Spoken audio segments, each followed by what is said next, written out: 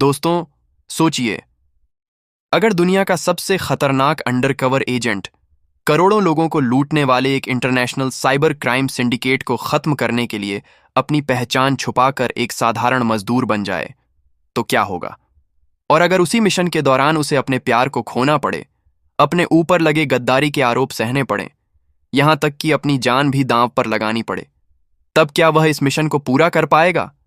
आज की कहानी एक ऐसे इंसान की है जिसे दुनिया एक गरीब मजदूर समझती थी, लेकिन असलियत में वह अपराधियों के लिए मौत का दूसरा नाम था। यह कहानी है ली शुवेई की।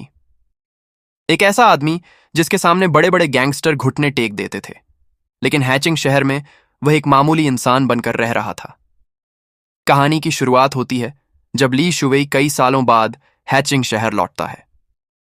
बाहरी दुनिया के लिए वह एक गरीब युवक था, लेकिन सच यह था कि वह एक बेहद खतरनाक अंडरकवर एजेंट था।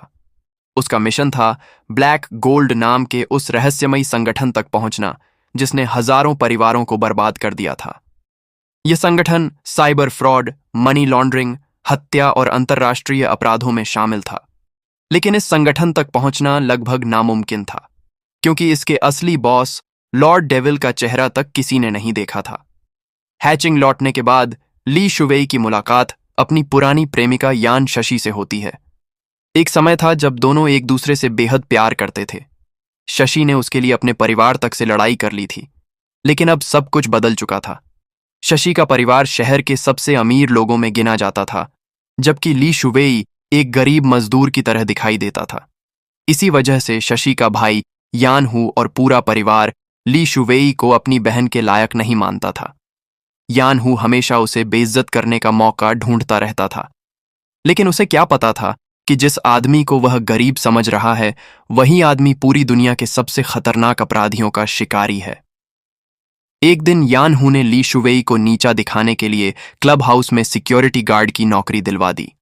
उसे लगा कि इससे ली शुवेई की बेइज्जती होगी, लेकिन ली शुवेई मुस्कुराया और नौकरी स्वीकार कर ली, क्योंकि उसे पता था कि उसी क्लब हाउस का संबंध ब्लैक गोल्ड संगठन से है, यानी उसकी मंजिल अब उससे ज्यादा दूर नहीं थी। क्लब में पहुंचते ही उसकी मुलाकात सिक्योरिटी डायरेक्टर वांग से होती है। वांग अपने पद का घमंड करता था और चाहता था कि सभी लोग उसके सामने झुकें। जब ली शुवेई ने उसे नाम लेकर बुलाया तो वांग आग बबूला हो गया। उसने अपने गुर्गों को आदेश दिया कि इस नए गार्ड को सबक सिखाया जाए, लेकिन अगले कुछ सेकंड में ऐसा हुआ जिसकी किसी ने कल्पना भी नहीं की थी। ली शुवेई ने बिना ज्यादा मेहनत किए सभी गुर्गों को जमीन पर गिरा दिया। पूरा सिक्योरिटी विभाग हैरान रह गया। वांग पहली बार समझ गया कि यह आदमी साधारण नहीं है, लेकिन असली खेल अभी शुरू भी नहीं हुआ था। उसी दौरान ब्लैक गोल्ड संगठन की एक महिला दूत की नजर ली शुवेई पर पड़ती है। वह उसकी ताकत और बहादुरी से प्रभावित हो जाती है। वह उसे अपने जाल में फंसाने की कोशिश करती है ताकि उसकी असली पहचान पता चल सके। लेकिन ली शुवेई भी कम चालाक नहीं था। वह जानता था कि यह महिला सीधे लॉर्ड डेविल तक पहुंचने का रास्ता बन सकती है, इसलिए वह उसका खेल खेलना शुरू कर देता है। धीरे धीरे दोनों के बीच नजदीकियां बढ़ती हैं। बाहरी दुनिया को लगता है कि ली शुवेई लालच में आकर अपराधियों के साथ जुड़ रहा है, लेकिन सच्चाई कुछ और थी।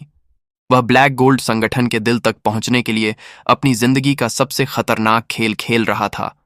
और फिर एक दिन उसे अपनी वफादारी साबित करने के लिए ऐसा काम सौंपा जाता है जिसे सुनकर किसी के भी रोंगटे खड़े हो जाएं। उसे अपने ही चचेरे भाई की हत्या करने का आदेश दिया जाता है।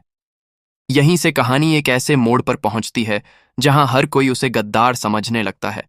यहां तक कि यान शशि भी उससे नफरत करने लगती है। लेकिन क्या सचमुच ली शुवेई अपराधी बन चुका था, या फिर वह किसी और बड़ी योजना पर काम कर रहा था? इस सवाल का जवाब पूरी कहानी बदल देने वाला